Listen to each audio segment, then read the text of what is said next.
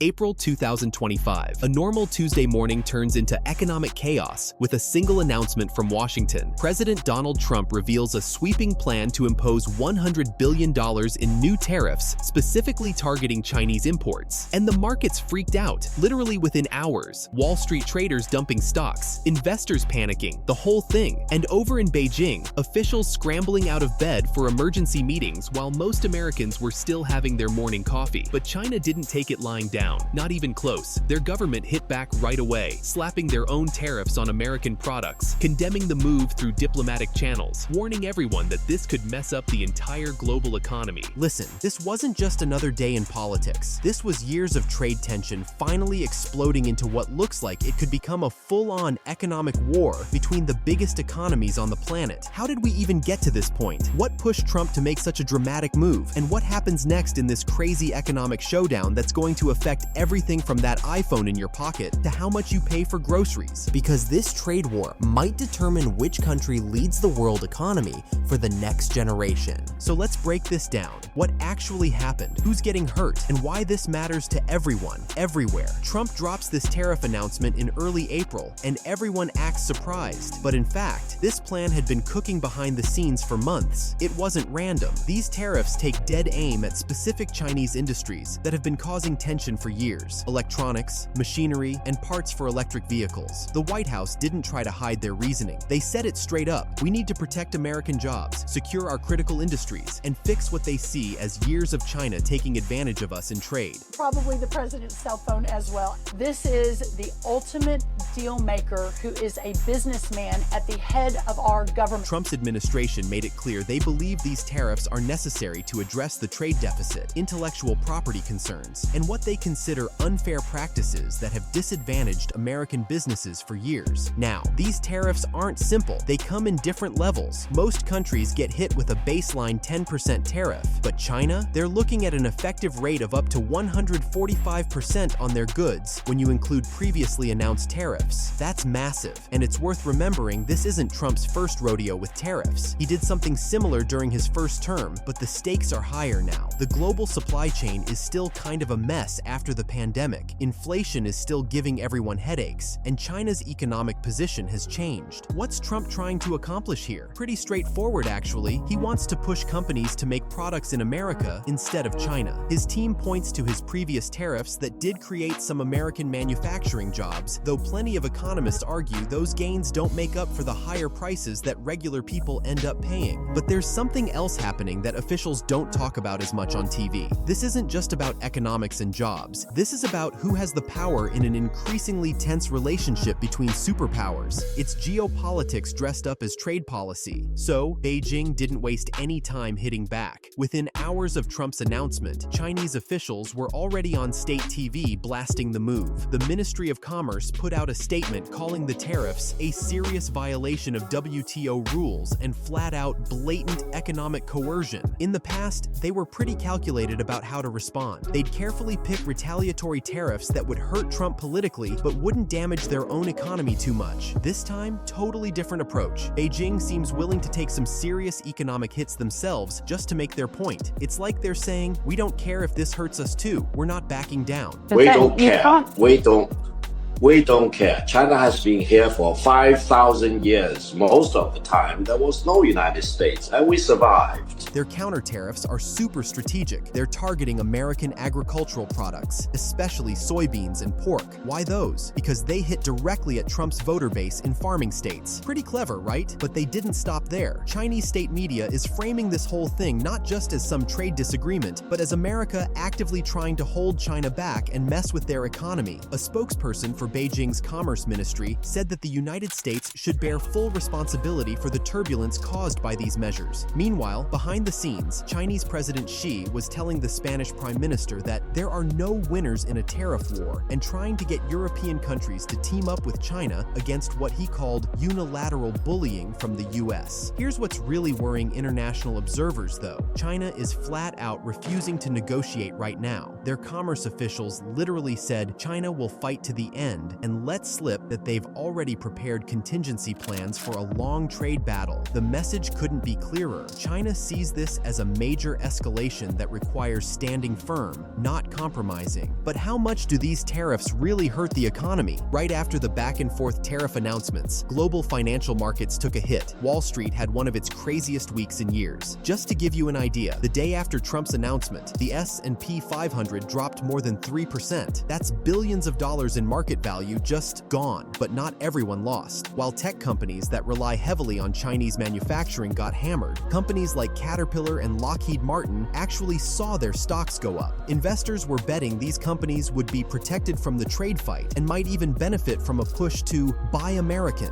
Over in Asia, things were even more dramatic. The Shanghai Composite took a dive, though the Chinese government seemed to step in to keep it from completely tanking. What really tells the story is what happened in places like Taiwan. Their stock market initially crashed by over 5% before bouncing back a bit. That makes sense when you think about Taiwan's crucial role making semiconductors for both American and Chinese tech companies. They're caught in the middle of this whole mess. Even currencies felt the heat. The Chinese yuan got weaker against the dollar, which some market watchers think was a strategic move by Beijing. Making their currency cheaper effectively makes Chinese exports less expensive, which could help offset some of the tariff impact. Pretty clever, if that's what they were doing. Meanwhile, the bond markets were doing their own thing. Investors were rushing to the safety of U.S. Treasury bonds, which drove yields down, even though tariffs typically cause inflation, which normally pushes yields up. And gold hit another all-time high as people looked for safe places to park their money during all this chaos. But to really understand why markets reacted so strongly, we need to look at exactly which industries are caught in the crossfire. These tariffs specifically target industries where the administration thinks America can rebuild its manufacturing muscle: tech, semiconductor chips, and electric vehicles. For some American companies, this could actually be good news. Tesla and ON Semiconductor, for example, the tariffs might give them some breathing room against Chinese competitors and encourage them to keep production in the US. Nvidia just announced this massive $500 billion plan to build AI supercomputers in America over the next 4 years. That's exactly the kind of investment these tariffs are designed to encourage. But, and this is a big but, there are definitely winners and losers in this situation. Some American tech giants are getting absolutely crushed by these trade tensions. Nvidia is taking a $5.5 billion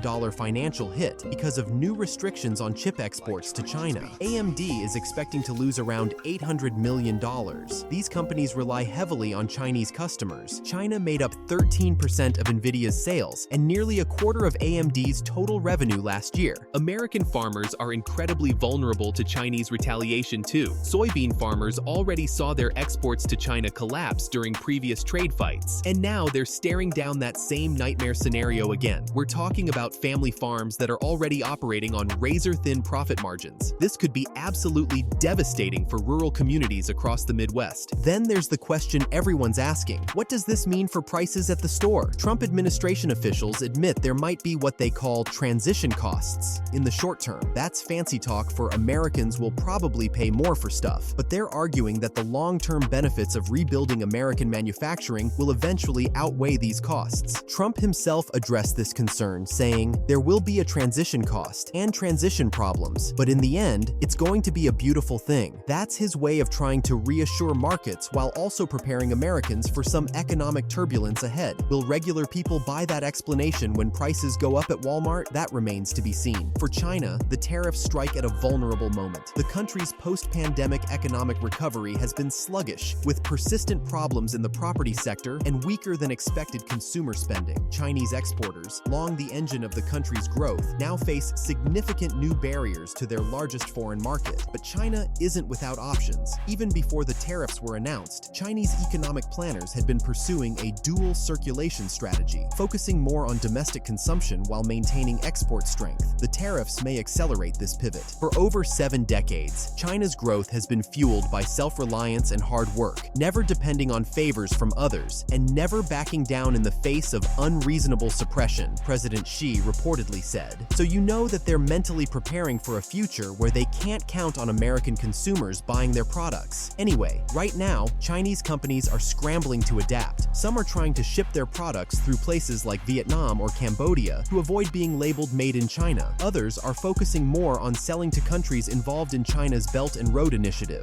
and Chinese tech companies are dumping even more money into making their own chips since they can't rely on American technology anymore. But the really wild part of this whole trade war is playing out on TikTok of all places. Chinese factories have discovered they can just reach American consumers directly through social media. The app is suddenly filled with videos from Chinese factory workers showing how they make luxury goods, claiming you can skip the retail markup and tariffs by buying straight from them. These videos are going massively viral. One showing a woman in a factory offering what she claims are essentially Lululemon yoga pants for just $5 to $6 instead of $100 has nearly 10 million views. Another guy's showing off $50 bags he says are identical to Louis Vuitton's except for the label. The luxury brands are obviously fighting back. Louis Vuitton insists none of their stuff is made in China, and Lululemon says only about 3% of their products come from Chinese factories. But millions of viewers don't seem to care. They're drawn to the idea of getting the same quality without paying for the brand name. People are calling this phenomenon trade war TikTok, and the timing makes perfect sense. With tariffs going up and a key exemption for goods under $800 expiring soon, Chinese manufacturers are racing to build direct relationships with American consumers. It's basically economic diplomacy through social media, bypassing traditional trade channels entirely. At the same time, China is flexing muscle in areas where America is vulnerable. They've reportedly stopped shipping certain rare earth metals that are crucial for everything from smartphones to fighter jets. A pretty clear reminder that China still controls resources that American companies desperately need. The US-China showdown is forcing other major economies to make difficult choices. The European Union initially approved retaliatory levies of up to 25% against the US in response to Trump's broader tariff plans, but quickly pivoted to a more diplomatic approach when Trump announced a 90-day pause on tariffs for most countries except China. European Commission President Ursula von der Leyen announced that the EU would suspend its planned countermeasures for 90 days to give negotiations a chance, while emphasizing that if negotiations are not satisfactory, their countermeasures will kick in. This diplomatic dance reflects the uncomfortable position many countries find themselves in, caught between their security relationship with the United States and their economic ties to China. Japan,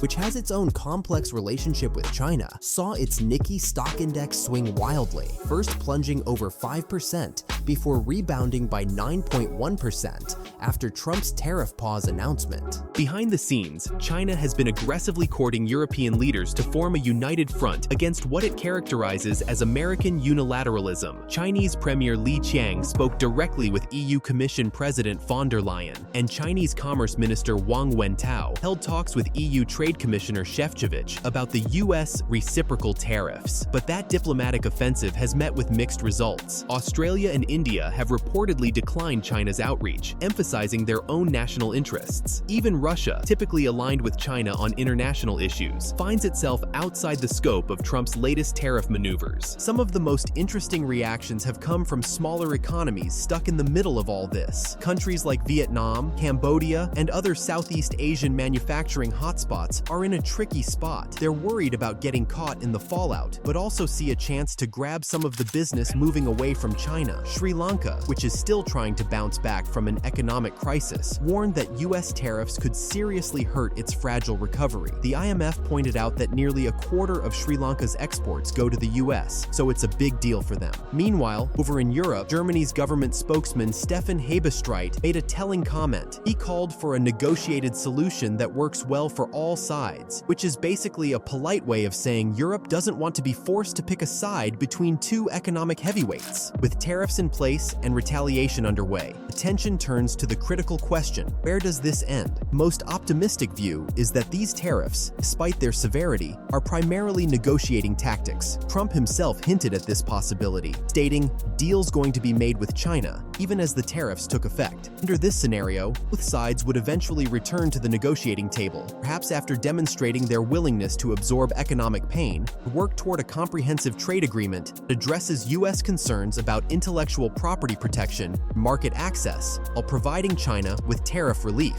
More darker scenario sees this turning into a long-term economic standoff, speeding up the decoupling between the US and China. In that world, global trade could split into two camps. countries feeling pressured to align their supply chains with one side or the other. That kind of shift would totally change the way globalization has worked over the last 30 years. And a more balanced path could be a mix of both. The US and China stay connected in some sectors but draw clear lines in others, especially in areas tied to national security like advanced chips, telecom, and critical minerals. For now, businesses and investors are bracing for ongoing uncertainty. Used to be a backup plan, diversifying supply chains quickly become the new norm. Companies are now stress testing their operations for all kinds of possibilities, whether it's short-term hiccups or long-term breakup of global markets. Be honest, see this as a long overdue boost for American manufacturing that could help bring life back to struggling communities? Or does it feel more like the start of a drawn-out economic fight that might end up costing more jobs than it saves down the line? Let me know in the comments, and don't forget to subscribe. See you next time.